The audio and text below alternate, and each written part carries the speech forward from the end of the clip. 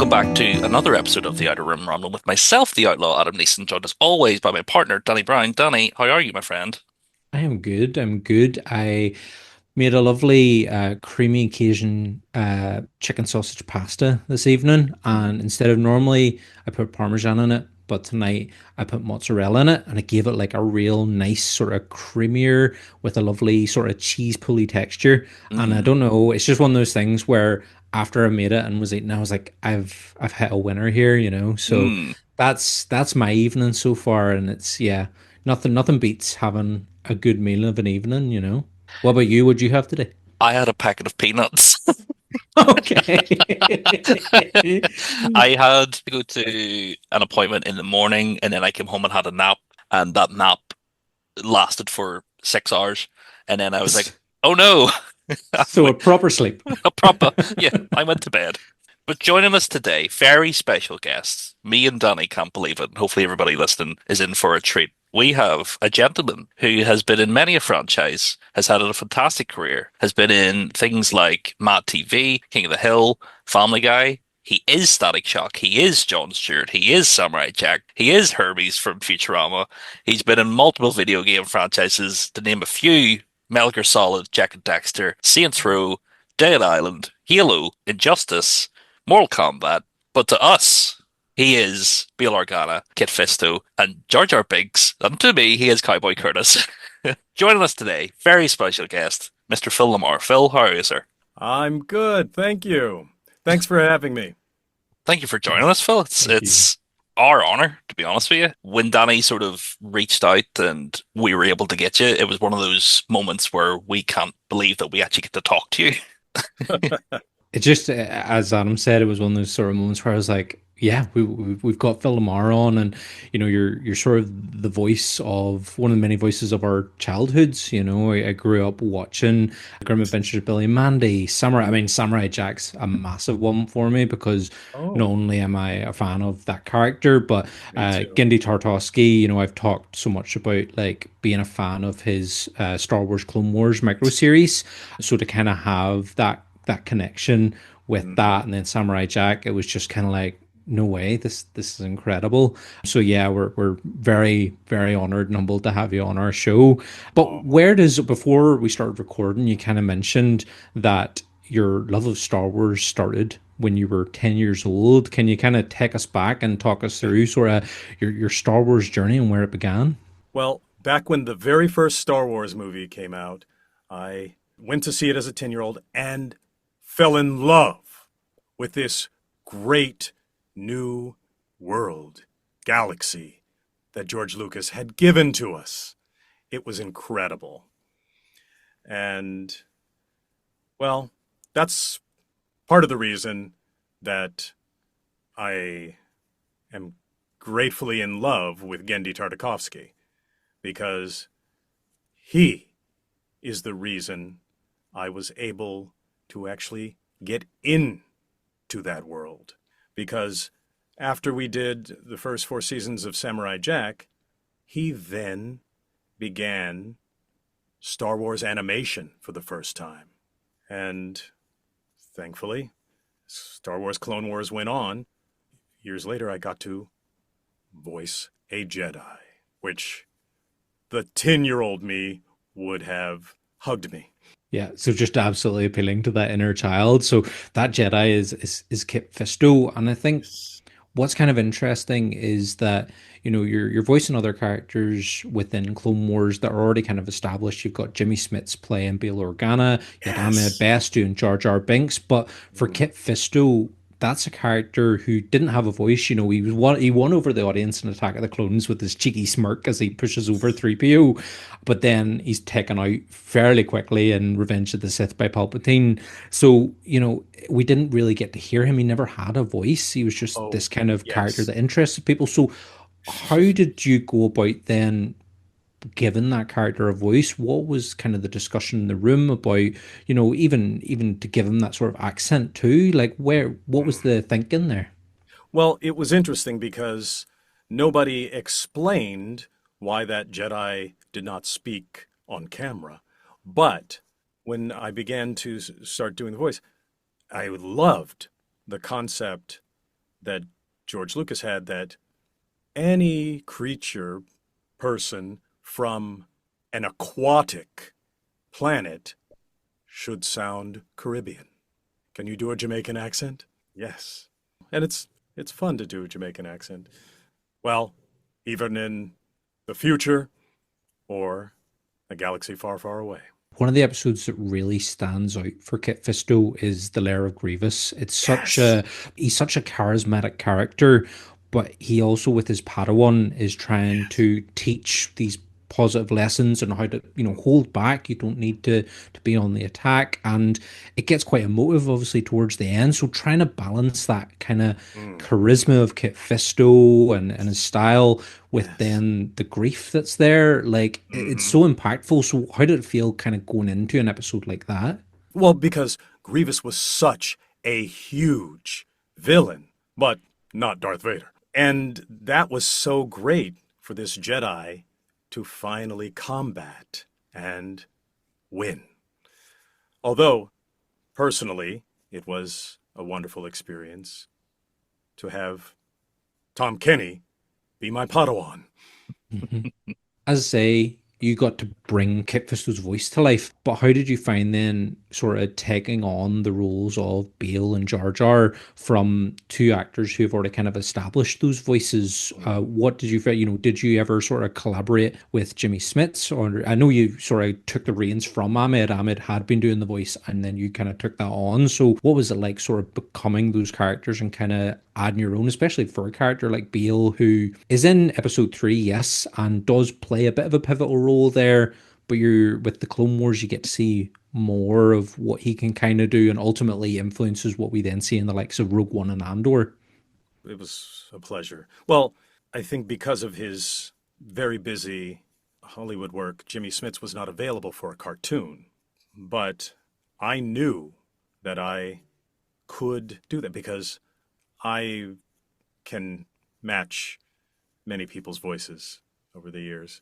And it's been lucky because there are some people who are so great, but they're too busy to do the cartoon. So I'll come and do it for them.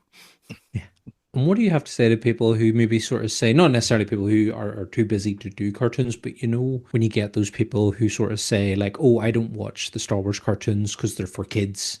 You Oh, get that kind of opinion from time to time. What would you kind of say to somebody, especially as someone who's worked in these sort of hmm.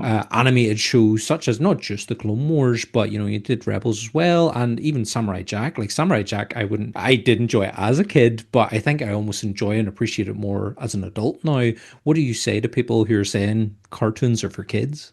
Oh, wow. I haven't gotten a lot of people say that to me.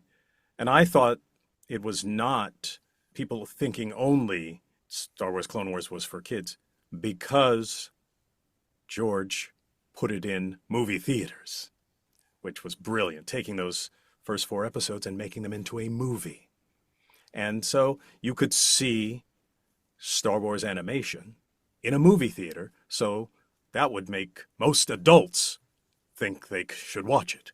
And when you're working on a character like Kit Fisto, say if you're working with Dave Filoni or George, Yes. are you Yes. putting, is there conversations of you putting a bit of yourself into that character? No, no. Dave Filoni is a genius, and he is able to communicate to you the background and the feelings of the character and help you make it sound exactly like that character and get us to be a part of this world. No, you don't just do it yourself because none of us are Jedis. What about on something like Futurama? Like that's a show that's been on for so many years. Does that at some point become more collaborative between you and the writers? Well, on Futurama, our writing staff is mostly Harvard grads, so we're not able to come up with anything as smart as them. But we can say what they've written and what Matt Groening suggested to them to write. And that is, again, great world building, although a very different world. It's not a galaxy far, far away. It's this same galaxy 1,000 years from now. I still love the references though to Star Wars that you get in the likes of Futurama and The Simpsons. It's clear that the Matt and the writing team behind those shows have a deep love for Star Wars, and I think it's hard to kind of get away from Star Wars' influence on pop culture in general now. As you say, even General Grievous is a cool villain, but he's no Darth Vader. Everybody and their granny knows who Darth Vader is, and I think, what's interesting, as you say, you were 10 and Star Wars kind of blew you away. It took you to this world far, far away, or the galaxy far, far away. And I noticed, the first thing you kind of mentioned there when you got to work on Star Wars is you got to be a Jedi. And are Jedi's kind of your favorite thing within Star Wars, or what is it that kind of draws you to Star Wars? Yes, well, just that concept of Jedis, these magical soldiers in this world. That was such a great concept. And years later, to get to be a voice of one was a pleasure. Because, like I said, George's world he created touched our culture really wonderfully. Although, I don't know, I guess I'm lucky that in the Clone Wars animated world, they didn't decide to put Darth Vader in, and I didn't have to voice match James Earl Jones. Mm. Yeah, I mean, yeah, I think it's interesting when you kind of hear how people try to do versions of Vader, and it doesn't quite hit the same mark. I think it's interesting. How do you feel as a voice actor? Just kind of, I suppose now is a good opportunity to ask, but how did you feel about the James Earl Jones's estate gave permission for AI technology to use his voice for for an AI Vader to interact with the players? So as a voiceover artist, how did you feel about that kind of technology being used to replicate his work? Oh, wow. Well, that's a relatively new thing. Like I said, back before, it was if you couldn't get the original person of that character, you would have someone imitate them. But now, they can have AI use them. But, well, I mean, in general, our union is against the use of AI to steal work from people.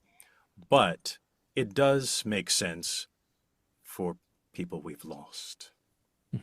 I think the big issue with using AI in the video game Fortnite was that people were able to corrupt what he said and made him say stuff that Darth Vader wouldn't say. So it became sort of bad for the brand that had videos of Vader saying outrageous things. So it's one of those, as much as AI can help, it's a detriment, and it is sort of, people would prefer somebody taking over the role rather than a computer maybe saying things we don't want to hear. Well, I think that's the biggest potential problem with AI is getting it to get the feeling. Well, that's why I feel scared driving on the street behind a Waymo. Do they have that in Ireland? Not yet. No, it's not. Those cars, digital rides, where Uber is replaced by AI. Yeah, I don't think we're there yet. We're not ready for iRobot cars. Yeah. Definitely not. Definitely not. Yes. Well, and it's very scary to be driving behind a car with no one in it. Yeah. Yeah. Just wait, just try and like skirt around it, but like it's okay, it's fine, it's fine. Well, So, I can't honk at AI. yeah, I wonder what I wonder, yeah. We could have a whole conversation about. I wonder how it works, how it reacts. Because again, not maybe for another podcast, another time. But kind of going on then too. So you've done your Clone Wars, you've done some Rebels, and then you get to do some voiceover work for the live action series Book of Boba Fett as well. So how did that kind of come about? So obviously, you work with Gindi on Samurai Jack. That led you into getting to do Clone Wars. Clone Wars leads to Rebels, and then what was the call for Book of Boba Fett? That was well, it's because Dave Filoni was so amazing that he was able to blow up Star Wars animation but also then turn it into Star Wars television. And I think as they were shooting, he just realized that, he's got some stuntmen playing evil aliens on camera, but he thought I could voice them better. And so that was a lovely, lovely thing to be able to do. Is the next step maybe a little word in Dave's ear to get you into live action, like as yourself, get you on set? Maybe if you wanted to play one of the moped gang members from the Book of Boba Fett, it's possible. Well, I mean, it's fun, but it's definitely much more of a pleasure to get to be voicing Star Wars characters alongside Ashley Eckstein, Tom Kane, Jim Cummings. But when you're adding a voice to someone in a costume, you just record alone. So is it that, do you prefer then that collaborative effort of animation and bouncing off the people in the room? And you were saying there before that with your characters, it's George, it's Dave, it's those people that are kind of influencing what you bring to the character. But do you find when you're working collaboratively with another voiceover actor that you can kind of get better performances? Is that your more preferred method of working, is working collaboratively and kind of bouncing off each other in the booth? Well, it's always better to be able to perform a scene with people because you can feel how your character will respond based on how their character is acting. But, well, voicing something on camera, you get to see the scene and feel it that way. So that's as good as recording together. And what about, say, for a character like Jack? He's a quite solitary character to start with. His journey kind of starts off, he's been thrown into the future alone, but as he progresses through his story and then ultimately getting to come back for that final season too, he starts to rely on these people he meets along the way. But how did you feel kind of bringing a character like that who is quite silent and man of few words, all of action, but as he progresses, as his story progresses, he starts to rely on people more than he thinks he needs to. Again, it's one of the reasons I love Samurai Jack so much, is because I get, you mentioned earlier about world building and good storytelling, character development. I think Samurai Jack encapsulates that perfectly. But how did that sort of feel, voicing a character who is a man of few words, but when he speaks, he has something to say? Yes. Well, it was one, auditioning for Samurai Jack. It was the first cartoon you got to see the world, the animation of it, got images. But generally, when you work on a cartoon, they don't start making anything visual till 9 months or a year after they record the voices. But Gendy was already visually creating the world. And that's why the Samurai Jack show was so wonderfully with action. And it was interesting because that first episode was so much action, was the only Cartoon Network cartoon ever with 9 minutes of not talking and jokes. And also, it was a really interesting character to play. An ancient Japanese fellow thrown into the future to try to stop the person who had taken away his father's empire. And it was wonderful to be playing ancient Japan alongside Mako Iwamatsu, although he was playing the evil wizard. Yeah, just again, iconic voices sort of side by side in that series, and I think it's that perfect combination of action, but then you also get the comedy and stuff in there as well. And yeah, and it's so Well, wonderful I guess animated. we're lucky that in creating that world, Gendy didn't have the evil wizard take us into a galaxy far, far away, and then it would have been Samurai Jedi. Oh, well, imagine that crossover. Because I mean, the Clone Wars, you do get you get again these wonderful use of action in that Yes. Clone Wars series. It's Yes. unreal. You think about the first appearance of the first time we got General Grievous was through that Mm. series, and again, Mhm. an episode with so little dialogue. But the tension that's built when all those battle droids stop outside the crashed Mhm. cruiser and all the Jedi's are inside and they're just waiting for something to happen. It's absolute cinema, but it's all within a 10-minute long episode. It's incredible. It's so well I put know. together, Yes.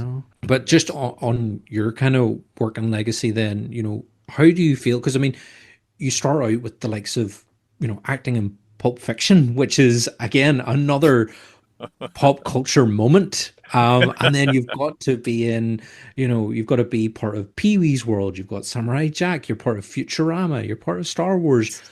How how does it feel to have been a part of so much of pop culture? Well, it was interesting less than 20 years after falling in love with Star Wars to get into Tarantino building a world that was a version of our modern world, current world. But this is a world where hitmen are doing things. And would you say, Phil, that you are a cinephile? Do you like on your personal time, do you love watching cinema? Yes. Who's your sort of Mount Rushmore of directors? Oh, you mean which directors am I, do I worship the most? Yes, Oh, like who is like there are if so many. you can't Well, wait to there's see their latest the works. the old ones or the current ones. Well, it's funny. I never met any of the great directors whose work I love watching, Mhm. except for Quentin Tarantino. Mhm. And thankfully, I got to meet him after seeing his first film. We did a improv show together, and we got along enough that he got me to audition for his second movie. But, well, I guess for the other great directors, it's really just the great stories. Well, the Marvel movies, the DC movies. Is that something you get excited about? Like, does the 10-year-old used to look forward to all of the latest Marvel movies? Yep. Yeah. Hmm. And then sort of working with, didn't work with Tim Burton, but obviously you worked with Paul Rubens as stepping in as Cowboy Curtis. How did that sort of come together? That was such a blessing to be able to perform with somebody that incredible genius and talent and kindness makes you a better actor. And I mean, I guess because Paul Rubens was doing a new stage version, combining his original stage version with the Saturday morning show. And once again, there was a great, busy actor who couldn't take, well, like I was saying before about actors who couldn't have time to do cartoons, Lawrence Fishburne was busy doing movies. So he couldn't just go do stage. And so that's why I got to be Cowboy Curtis, even though it made the Cowboy Curtis a little shorter. Working on Mad TV, that is a very hectic show to work on because it's fast paced, the writing's fast paced. Would you ever go back to that style of work? Well, right, doing late night sketch shows, I suppose, but I don't think there are really any more of those. Hmm. Though, see, Saturday Night Live is coming to the UK this year, which I was kind of like, Oh, oh, I wonder really? how that's. Yeah, we're getting Saturday Night Live in the UK, and I'm kind of wondering how Oh. it's going to work, because obviously it's a thing I associate with America. It's not something that I kind of think of when I think of the UK. So it'll be interesting to see how Oh. it transitions for a UK audience. We're so used to like shows going out of the UK to America, like Oh. The Office, Ghosts, all those sort of shows that originate here and then go to America and they do their take on it. But Hmm. now we're doing Will they still something. play it late on Saturday evenings? Or I will it I be believe so. 8 hours? maybe it'll be middle of the day. So it'll be Saturday afternoon live. But yeah, we'll Oh. see. I'm interested to see what the humor is going to be like, what the Mm. sketches are going to be like, because obviously it's going to play a lot to our style of news and our style of politics. And yeah, and in terms of, because it's referred to as the UK, is it going to encompass the whole of the UK, or is it going to be more England centric, or will it have Oh, Scotland? Will it have Wales? Will it have Northern interesting. Ireland? We'll just have to wait and see. Yes. Well, and unfortunately, if it's not late night, I won't be able to watch it when I come to the UK. Of course, of course. Well, that's what I wanted to get into. So you're coming over for Dublin Comic Con in the summer. You're coming over for the summer edition. How do you feel about that? Have you been to Ireland before? I no, no. This is my first time going to Ireland, Okay, and perfect. And how do you feel I will about it? be at Liverpool Comic Con in April. Yes. So you're coming over with Monopoly events, and you're doing Liverpool, and you're doing Dublin. And Yes. how are you feeling about it? Are you excited? Have you ever been to Liverpool before? No, no. No. Previously, the only times I've come to the UK have just been to London. Well, I've gotten to do a really cool Audible series with the great actress Helen Mirren. So I may ask her the best places to stay in London and the best ways to travel. Used to do all the time. My mum's side of the family's from Liverpool, so I can Oh, speak for really? Liverpool. Beautiful city, lovely city. Go to the Beatles experience, explore the Albert Dock. In fact, I think the exhibition centre that Liverpool Comic Con is in is near the Albert Dock. So, you're in for a treat when you go there. And then Dublin as well is a fantastic city, and it's only about a 2 hour drive for Adam and I to come down. So we're Oh, definitely going to try and come down and see you when you come over to Dublin. But uh, oh, thank you. yeah, of course. How could we not? It's one of those things. When I seen that you were announced, I was like, now's my time. I need to ask Phil to come on the show so that we can talk about it. Now, thankfully, because of this talk, I'll know what you look like, Danny. Exactly. You'll be like, hey, you're that guy I spoke to. Hopefully, I don't know. We'll see. I might grow the beard out more Jedi like and wear my Jedi costume, to come down to meet you. Oh, great. Yeah, yeah. Yes. So I'll So see Danny with a lightsaber. exactly, yeah. In fact, my lightsaber is Kit Fisto's. I have the lightsaber I use for my Jedi costume is a replica Oh, of Kit Fisto's. So yeah, interesting. might have to get you to sign it.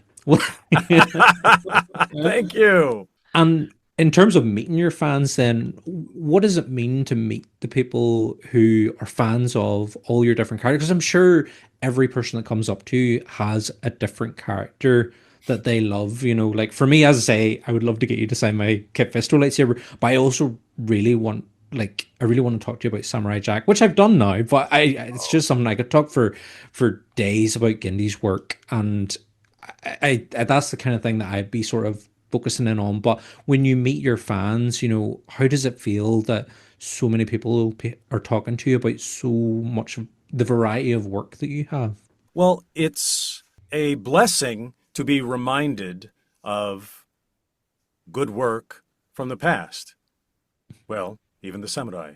You've got to get back to the past. But it's lovely to talk to people and hear them. Well, a lot of times it's adults who watched something 30 years ago when they were kids. So a lot of times what I would like to do is find someone's name and then have the character say hello to them. If you're no bureaucrat, but welcome to the future world. So, Cool. and I think that's fun to get to feel in a world that you liked watching. Yeah. And what do you find, do you get fans then who kind of ask you to say sort of what I suppose what I'm asking is what's the thing that people ask you to quote the most? What is the kind of do you ever get fans asking you for a specific character line? Mm. Not always. A lot of times, well, occasionally people ask for a quote, although I guess for Kid Fisto, it's revenge is not the way of the Jedi. Um, but I'm ready to take on quotes, and not everybody remembers a specific thing said in a series. Hmm. I'm thinking more the one specific line, because again, it's something that when Adam said about you coming on the show, I was like, I wonder will he say Hermes' line about his sandwich The because that language. Yes, exactly a lot that's of people get that quote from yeah, me.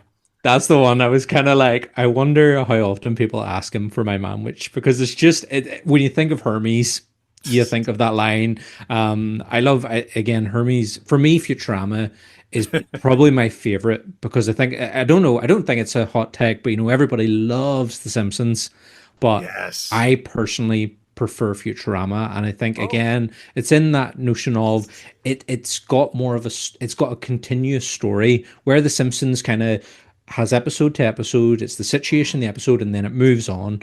mm-hmm. Futurama has a running narrative through the series, through the short films, everything that it's done. There's always been that running narrative, and that's what I like about it. I like that there's kind of actions and consequences, and that those characters, whilst they can be silly and funny, they also there's a real kind of softness to them or something that they have to go through, like even Yes. Hermes, with his wife, and that there's the whole Yes. situation there, and Mhm. there's just a bit more to it that I think The Simpsons lacks. Yes. So Well, I mean, that's what's so wonderful. Well, also, Matt Groening's other series, Disenchantment, had a mm, very different kinds of story. Well, actually, he had the god and devil in that show. mhm, But in Futurama, there is a lot of science, but also feelings. Like you'll have the professor fighting against something, but you will also have Fry and Leela trying to get together. And that's,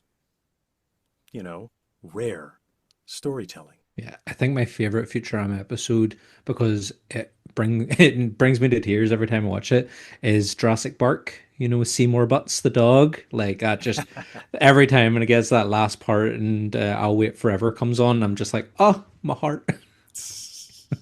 Phil, working in the video game realm, is that Realm. is that a lot of work voice wise with because I've seen video game scripts that are like phone books that are just thick. Is it just like 5 days a week heavy lifting of voice acting? Generally, in video games, you spend more time doing sounds. Give us the sound of you being electrified, short, medium, and long. Now this is you being shot. Now this is you fighting. More so than speaking. Because most video games, characters act more than talk. But it varies. There are some video games. Well, I felt like the creator of Metal Gear made that video game feel much more cinematic. Yes, especially your character of Vamp. It's one of those moments playing Metal Gear Solid 4 that I Oh. still remember to this day. Your performance and at the time thinking this is more than a video game. The Oh. watching like the cutscenes would be like 60 minutes long. And I'm just sat there watching it, enjoying myself. Uh, but it is something really interesting to me that like working as a voice actor, do you find yourself just saying random things as you like walk about the house if you brush your teeth, or do you just Mm, saying random things? yes. Yes, it feels more random. Yes. But that's funny, Adam, that, when you watch a movie or a TV show, you know how long it will be. But playing a video game, it depends on how well you play, how long it'll be. Yeah. At the minute, I'm playing the new Resident Evil game, Resident Evil 9 Requiem, and it is very cinematic, but it is also one of those like I spent a full 8 hour day playing it and then didn't realize what time it was, and I was like, oh, it's 3 o'clock in the morning. I need to go to bed. Oh, wow. 3 in the morning. This is why you're sleeping midday, Adam. This is why you're having midday naps. This is why I'm eating peanuts for dinner. Yeah, yeah, that makes sense. But we spoke before about you replacing actors when they're not busy. You replaced or took over the role of Jar Jar from Ahmed Best. Well, just for one or two episodes, and then Ahmed came in. I guess originally they couldn't get his schedule, and Mhm. so they had me do one episode. But thankfully, they were able to get him, Mhm. and then he did the rest of Jar Jar, which made more sense to me. Mhm. Yeah, I suppose if you were to be called again, so Dave calls again and he says, I want you to come back, I want you to work on another Star Wars project, animated, live action, whatever it might be. What do you think you would like to do? Would you like to come back and voice another Jedi? Do you want to return to Kit? Do you want to do somebody new? What would you like to do in the world of Star Wars? What would you like to do in that galaxy far, far away? I would like to do anything that Dave Filoni thinks I should do Mhm. because he is so great. I will work on anything he works on, although I don't think he's ever going back to Avatar. Oh, imagine he did though. I would love to. I would love to. Well, we are getting more Avatar. But I would love to see Dave return to Yeah. Avatar as well. Some of the original guys return to Avatar would be great. Well, maybe if the Avatar producers had gotten Dave Filoni to do the live action Avatars, it might be going bigger and longer. Mhm. I don't know, but well, I'm hoping I've hopes for the animated film that's coming out. I hope it's going to be Oh, something good, I'm yes. hoping so. But what if I know with the likes of Star Wars Visions, the animated series on Disney, the anthology animated show on Disney Plus, we had the first season was all the Japanese animated studios. Then the second season was the world. They opened it to the world, and we even had an Irish animation studio work on the second season. And then the Oh, third really? season's back to Japan. Yeah, the it's Cartoon Saloon is the Irish animation studio that did. I think it's the fourth episode of season two of Star Wars Visions, but it's based on a Banshee myth. But it's a Sith Banshee, and it's fantastic. It's steeped in Irish mythology, but set within Star Wars. What's not to love? But Oh, I'm hoping that they announce a fourth season where they open up to more worldwide studios again. And one of the oh, conversations I kind of see around that is what if they brought Gindie back to do a Visions episode, to tap in and do oh, that kind Star of Wars Visions. Wow. yeah, like imagine if Gindie was to call you and say, "Listen, they're letting me do a Visions episode. Are Hmm. you going along for the ride?" Yeah, that would be good. Yeah, I think I would But love who to knows see how him these return. things are Well, that's being a organized and run now. yeah, I know. It's a hope and a dream for me, that we get to see Gindie get to do something like Star Hmm. Wars again, especially because I know he did all the Hotel Transylvania stuff. He had what would you call the one about the dog getting neutered on Netflix recently? He had that one as well. I can't Oh, remember the name of it. Was it like Spade or something like that? Or Spade, I think it was Spade. something. I would and Primal, of course. Mhm. Yeah, Primal's fantastic too. So yeah, I would like to see if he would return to do some more Star Wars, even not necessarily Clone Wars, but just in that world. I think would be Oh, great. wow. That's a great idea. Have you been keeping up with the television shows for Star Wars? Like, are you a fan of Andor? Yes, I like to watch them. Is there anything that, like, obviously you love Jedi's? The Obi-Wan Kenobi TV show was more Jedi focused, and Andor was more Yeah. politically Yeah. focused. Yeah, It, Boba Fett wasn't a lot about Jedis. no, it could have done with more Jedi's. But the Ahsoka show, which is obviously a continuation of Filoni in the animated series, is there anybody you would like to see sort of join season two? Would you like to see the Force Ghost of Kit Fisto maybe appear? Well, I trust these creators and writers to give us the best stories, as opposed to just, I never watch an episode and go, make the next one like this. But you're a very patient fan, Phil, because a lot of people online don't think they know best. Wow. Because it That's was interesting. I'm sure a lot of people think if they post about something, they feel they're working on something. Yeah. well, yeah, unfortunately. Is there any sort of in your day to day is the Star Wars is obviously a big part of your life. You're wearing a crossover t-shirt right now of Star Wars and Pulp Fiction. Is there any sort of quotes that have sort of got you through life from Star Wars? Um, not uh, not holding on to specific phrases and levels of words.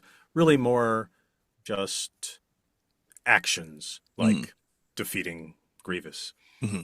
Yeah, it's definitely one of those, like me and Danny always say, on a mental health aspect, Star Wars is a big highlight for us, and it's Hmm. good to have characters that are both on the light side and the dark side, and being able to see multiple layers of what those characters are, and obviously you playing Kit Fisto in the animated show, you get to see multiple layers of that character that you didn't get to see in the live action, and it is one of those things.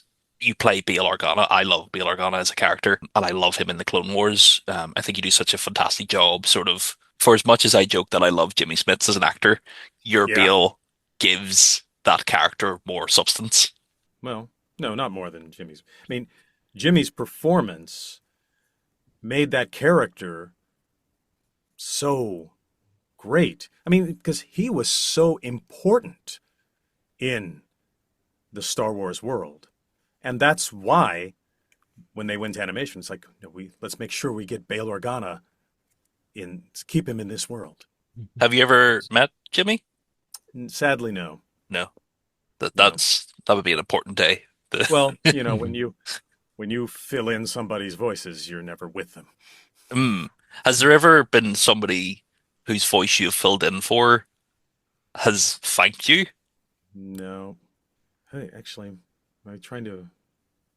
Actually, I've never even met anybody that I've done the voice match for, even Chris Rock. Oh, Yeah, of course. On Osmosis Jones. Yeah, of course. That's another Mm, cartoon I grew up with. I loved the film, and then the animated show on Cartoon Network was another mainstay in my I in my know. youth. Well, that was Yeah. very interesting that he had done the animated film, but they couldn't get him for the TV cartoon version. They changed it from Osmosis Jones to Ozzy and Drix. Mm. I remember that was one of the first films I remember seeing where they went between live action and animation. I was still too young to have seen Roger Rabbit, even though it was years earlier. So it was one of the first ones. And I just remember that scene where it opens and Bill Murray eats the Yes. egg and then it goes inside and it turns animated. And I was just like, whoa, like that just blew me away. But yeah, what a Yeah. fantastic film. But so yeah, you've never, not even Ahmed or anybody, you've not got to meet anyone else that you've sort of taken Mm, over a voice for. no. Well, I guess I didn't meet Chris because I had started out imitating Chris in sketches on Mad TV. So I was making myself look like him and sound like him. So I don't know if he was okay with that. No one ever reported back to be like, yeah, he's not really a fan. Well, we never did any sketches where we did something bad Yeah, about Chris. yeah. And is there anyone you would like to meet? Is there anyone that you have done the voice for, or anyone that you maybe have sort of you've worked on a show with, but you never got the opportunity to meet because maybe recording schedules or whatever maybe didn't come together? Has there been anyone that you would like to meet? Oh, yes.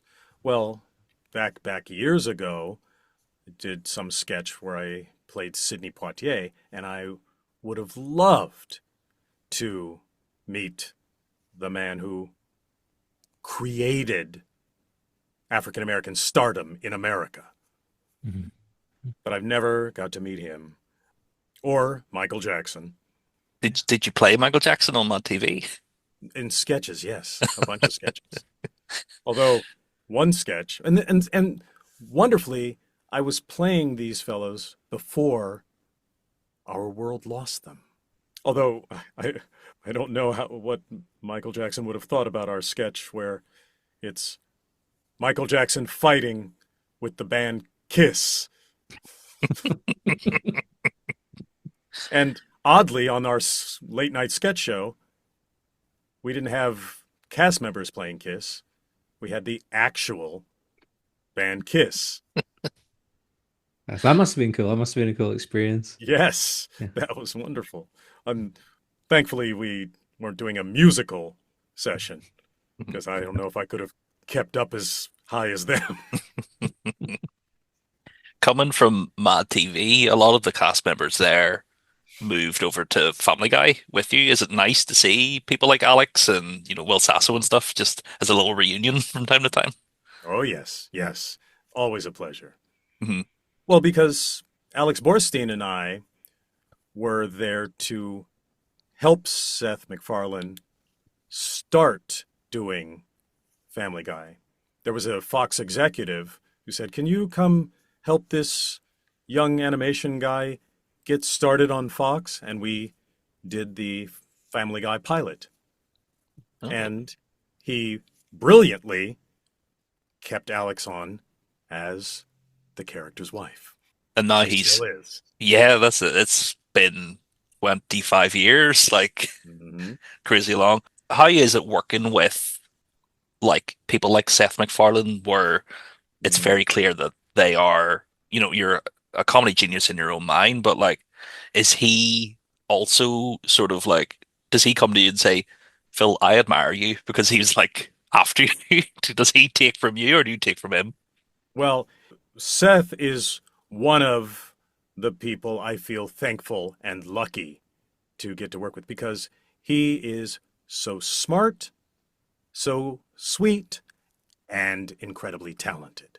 I mean, how many people do we know who could create a cartoon, voice several characters, and write it, and sing, and then go into live action movies? That's a rare, rare thing.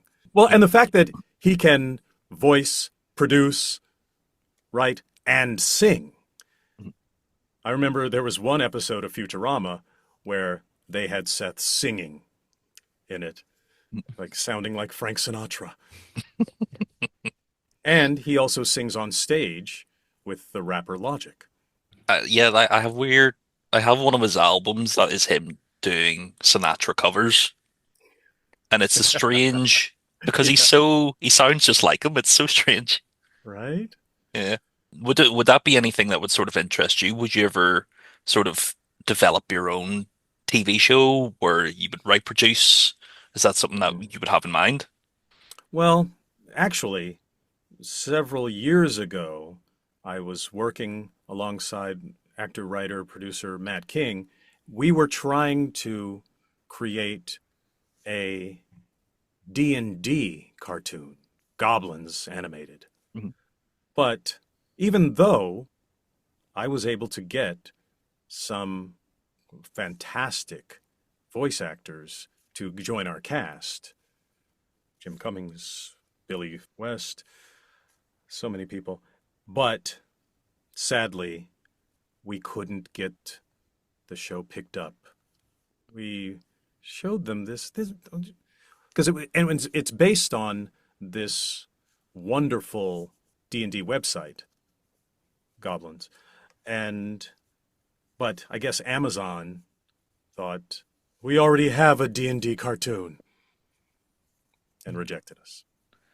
Okay, because I was going to say, I thought maybe with the release of the Critical Role animated series is that there would maybe be an interest for that now, but was this pitched after the Critical Role shows? Yeah, and they were basically like, we've been there, done that sort of a thing. Yeah.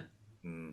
Oh, that's a shame because again, I think that yes, there are people who are fans of Critical Role and will eat it up. Like, why not add Yes. a bit more variety? Why just have Critical Role corner that market?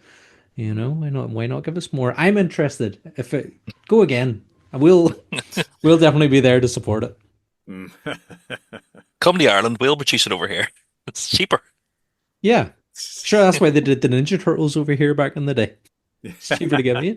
And of course, Ninja Turtles, you're Baxter Stockman, sir. Just to add another Mm. credit to your role. Growing up, sort of, is there a character you would like to voice from like childhood? Obviously, like Ninja Turtles, Star Wars, and stuff. Is there a character in your repertoire that you just haven't got the chance yet? Oh. Oh, interesting. Well, actually, Adam, I tend to really just want to join worlds more than specifically be one character. Well, with Star Wars The Clone Wars, I wasn't Let me be Luke! No, I just wanted to be in the world. And thankfully, I got to be. What world would you like to play in? What franchise have you not got to be a part of yet that you would like to get a call from? Ooh. Well, I've gotten to do some DC and Marvel cartoons, but I guess I would love to join. Well, actually, I got to be in the Marvel world on camera once. Spider-Man You know, 2. on a train with Spider-Man. It is funny, Phil, that you say that you got to be in some DC cartoons. You are Jon Stewart. And you sort of Well, it made, was so wonderful for the creator of the Batman animated series to then move to a Justice League series that was so much better than the one that was around when I was a little kid. for people that grew up with the Justice League, it is funny that, you had like Jon Stewart, you had Hal Jordan and stuff. Now we have the new Lanterns live action show. And, Yes. like your interpretation of Jon Stewart is an influence on that show. It's a really impressive thing to sort of see. Like when I talk to people who read comic books, Hal Jordan is always a character that like, yeah, he's the Green Lantern, but Mm. Jon Stewart is Green Lantern. He is like the more and when people say of Kevin Conroy being Batman, when I read Jon Stewart, I hear your voice. Well, hopefully they will come up with what they've been talking about for a long time with great British actor playing Jon Stewart, Aaron Peer. Mhm. Yes. But they haven't given us anything to watch yet. Yeah, trailer sort of dropped the other day, and it's sort of giving True Detective vibes. Not the Green Lantern that we all love of flying about with a ring, making constructs, but we trust James Gunn. We trust that he will give us something impressive because Mm. Superman last year and Peacemaker have all been incredible shows and films. Mm. So it's going to be fun to see the Green Lantern back on screens. Yes. Yeah, it was interesting that Superman movie for the Green Lantern to not be Hal Jordan, Mm. even though Nathan Fillion looks like Hal Jordan, but he played Guy Gardner. With a fantastic haircut, just. Mhm. Yes. But I think, Phil, that is us for today. We'll wrap it up. Like you say, Liverpool in April. If Yes. people want to come down and meet you, and then Ireland Comic Con in August, I believe. People come down. We'll come down to see you. Danny Oh, has yay! Danny has a lightsaber that he'd signed. Yeah. I'll come in my Jedi gear. Yeah. Yay. I look for, well, we will take pictures. Oh, Yes, absolutely. Yes, of course. I will be dressed as Bail Organa. Just look for the guy that Oh, looks. nice! Thank you, Adam. No, you've got to do it, Adam. You have I to know. now. You've said What a shame. it. But thank you very much, Phil, for joining us. This has been a true pleasure, and thank you for being so gracious with your time. And like I said before in the introduction, the whole way through, you are a legend in the business, and the work you've done over the years has been both an influence and a pleasure to watch. So thank you very much, Phil. Yeah, Oh, thank you. thank you guys so much for doing this and letting me get to rim ramble with you.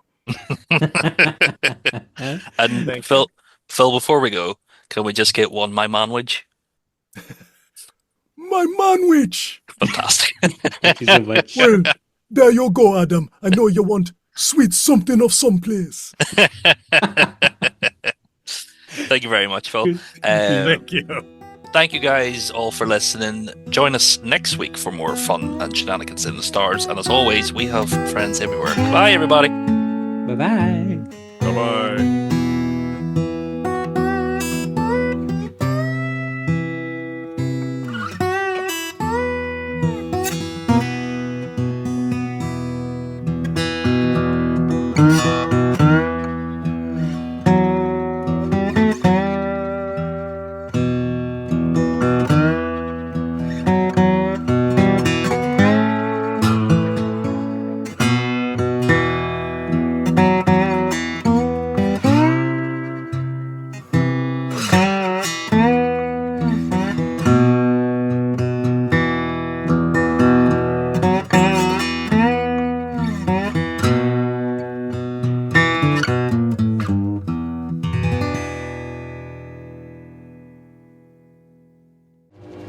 You might have been a proud warrior once, but now you're just a pawn in Dooku's game.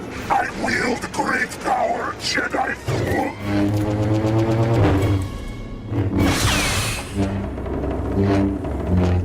That power will only consume you.